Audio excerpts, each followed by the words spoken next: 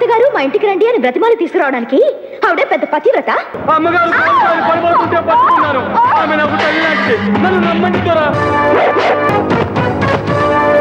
ఇంతకాలం మీరు చేసిన తప్పులకి మిమ్మల్ని ఎన్ని ముక్కలుగా నరకాలి.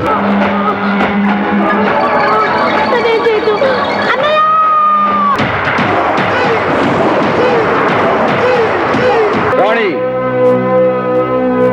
మా అమ్మని ఇక్కడికి ఎందుకు తీసుకొచ్చావు? మీ అమ్మని నేను తీసుకొచ్చానా? లేదే. లేదా? లేదు. మీ అమ్మ పేరు వింటేనే నాకు అసహ్యం. అలాంటిది ఆవిడకి ఎదురెళ్ళి అత్తగారు మా ఇంటికి రండి అని బ్రతిమాలి తీసుకురావడానికి ఆవిడే పెద్ద పతివ్రత. జాగ్రత్తగా మాట్లాడు. ఇది నేను మాట్లాడుతున్నది కాదు, ఈ లోకం అంటున్నది. ఏ, నీ తల్లి వ్యభిచారి కాదా? నీ తండ్రిని చంపలేదా? హంతకురాలు కాదా? ఒక్కసారి కాదు, 1000 సార్లు అంటాను, నీ తల్లి హంతకురాలు, వ్యభిచారి. పొద్దు పొడుస్తున్న సూర్యుడు వెలుగు చూడలేని గబ్బిలాలు, గుడ్ల గోబలు నా కుటుంబం మీద వెళ్ళిన కట్టు కథే అది. మనుషుల మానాభిమానాలు పీక్కు తినే నీ తండ్రి, నీ పెద్ద తండ్రి నా తండ్రిని ఎదిరించలేక వెన్నుపోటుతో రాసిన నెత్తుడి కథే అది.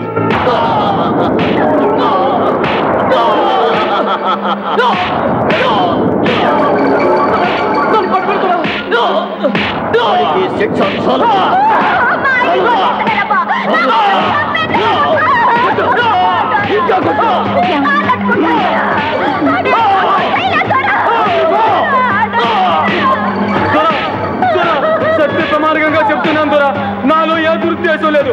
అమ్మగారు పడిపోతుంటే పట్టుకున్నాను. ఆమె నాకు తల్లి, నన్ను నమ్మండి దొరా. తమ్ముడు, నీ వదిలి మీద వేసిన వాడి చేతులు ఉండటానికి వీల్లేదు. నరికే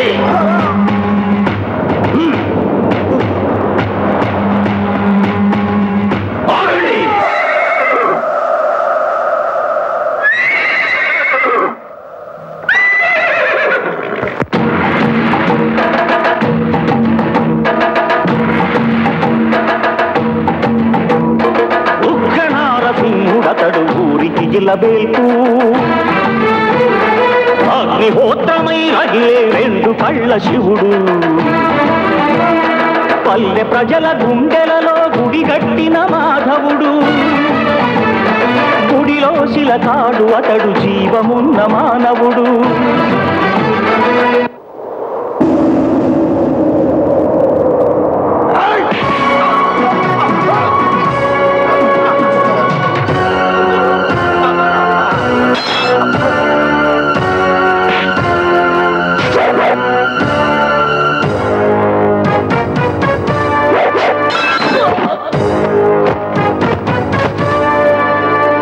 తప్పుకు వాడి చేతులు నరకాలనుకుంటే ఇంతకాలం మీరు చేసిన తప్పులకి, అన్యాయాలకి, హత్యలకి మిమ్మల్ని ఎన్ని ముక్కలుగా నరకాలి.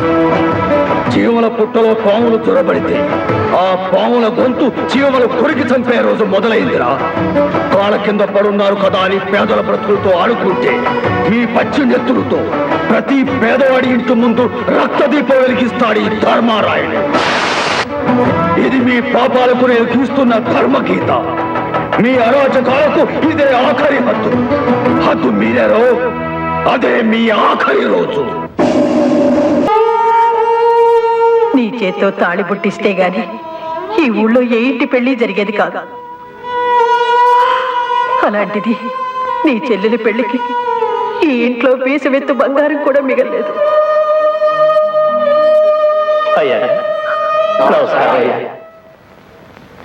ఏం చంద్రయ్య, నీ మనవరాలి పెళ్ళెప్పుడు? ఎల్లుండయ్యా. ఎవరింట్లో పెళ్ళైనా మీ చేత్తో తాళిబొట్టేయటం ఆనవాయితీ కదయ్యా. అందుకే అమ్మాయిని తీసుకొచ్చాను. దీవించండి అయ్యా.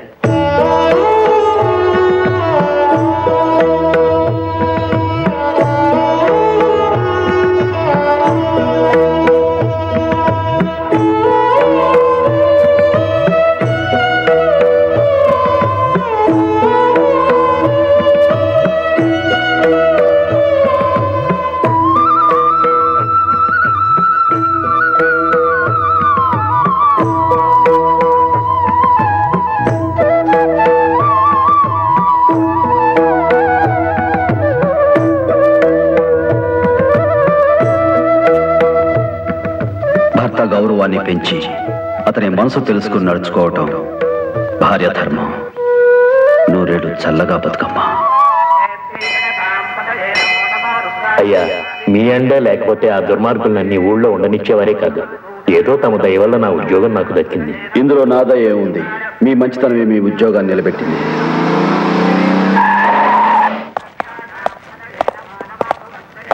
ధర్మారాయుడు గారు మీరేనా? మిమ్మల్ని అరెస్ట్ చేస్తున్నాం. అరెస్టా? ఎందుకు? ఎందుక? దౌర్జన్యంగా మా ఇంట్లో చొరబడి మా ఇనపెట్టే బద్దలు కొట్టి రాంసరినట్టు దొంగతనం చేయలేదు. నీ దౌర్జన్యానికి అడ్డొచ్చిన నన్ను నా తమ్ముడిని నరకబోలేదు.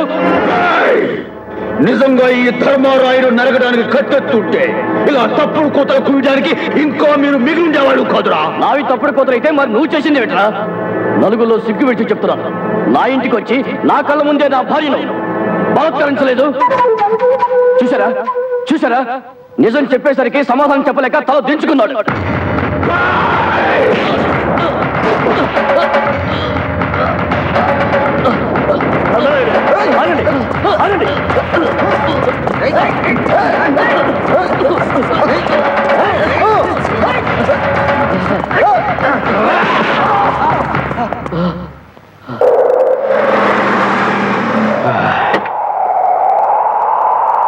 అదిగో నా భార్య కూడా వచ్చింది. ఆమె నోటితోనే చెప్పిస్తాను ఆ నిజమేంటో. అప్పుడు అర్థమవుతుంది ఈ ధర్మారాయుడు ఎంత మేకవన్న పులి. ఏమే చెప్పు, ఈ ధర్మారాయుడు నిన్ను బలాత్కారం చేశాడా లేదా? నీ మీద ధర్మారాయుడు దౌర్జన్యం చేశాడా లేదా? చెప్పు. మాట్లాడబెట్టే చెప్పు. చెప్పవే. అది కాదండి. వద్దమ్మా, వద్దు. నీ నోటితో నువ్వేమి చెప్పొద్దమ్మా. కుల స్త్రీ ఆత్మనిందశ్చే భూతలం సర్వనాశనం అన్నారు పెద్దలు. ఒక స్త్రీ తన శీల మీద తానే నింద వేసుకుంటే ఆ మన భారానికి భూమే బద్దలవుతుంది.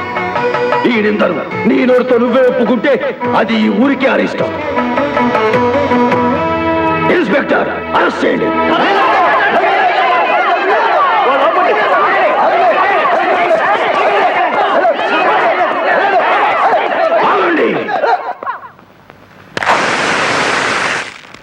ఇన్నాళ్ళు ఈ ఊరి క్షేమం కోసం వీళ్ళ దుర్మార్గాలు భరిస్తూ వచ్చాను. ఈనాడు ఒక ఆడదాని శీల నవ్వులు పాలు కాకూడదని ఈ నిందరు భరిస్తాను. ఇన్స్పెక్టర్, అరెస్ట్ చేయండి. చెల్లమా, చెల్లమా, కాలుగలు కోలు నీళ్లు తీసుకురా. వసుంధరా, ఎక్కడమ్మా? ఏమిటి? ప్రతిరోజు మీరు ఇంటికి రాగానే కాళ్ళు కడుక్కోవడానికి నీళ్ళు ఇచ్చే వసుంధర మీరు నీళ్ళల్లో కలపడానికి బూడిదైపోయిందండి. పచ్చని పసుపు కుంకుమలతో నూరేళ్లు బ్రతకాల్సిన వసుంధరని బూడిద పాలు చేశారండి ఆ దుర్మార్గులు.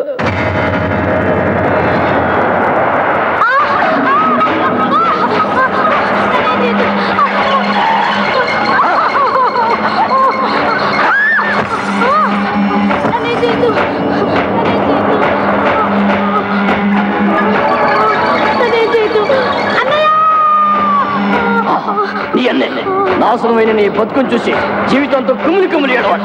నన్నేం చేద్దు, నీకు దండం పెడతాను. నన్నేం చేద్దు.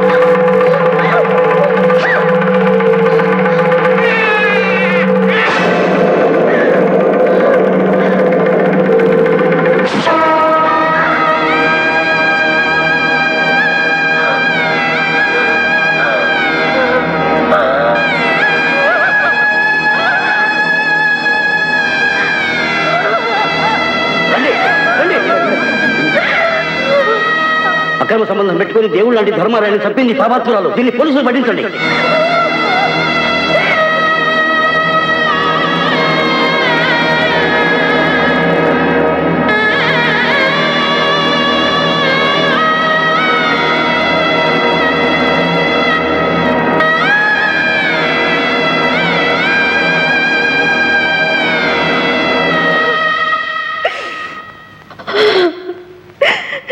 నిజానికి ఇదంతా నాకు తెలియదండి. ఎంత జరిగాక మిమ్మల్ని క్షమించమని అడిగే హక్కు కూడా నాలాంటి దానికి లేదు. ఇప్పుడు నాకు కావాల్సింది నువ్వు ఏడవటం కాదు. మా అమ్మ ఎక్కడుందో చెప్పు. మా అమ్మ ఎక్కడ? మాట్లాడవే. ఏమండి, మా నాన్న మాటలు నమ్మి ఆవిడ జైలు నుంచి తీసుకెళ్ళి మా నాన్నకు అప్పగించాను.